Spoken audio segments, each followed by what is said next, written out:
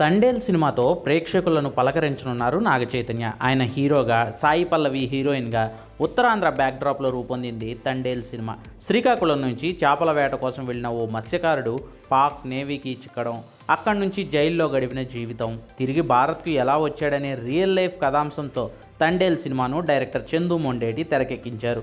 Cinema ప్రమోషన్స్లో భాగంగా నాగచైతన్య శ్రీకాకుళంలో fans మీట్ను నిర్వహించారు.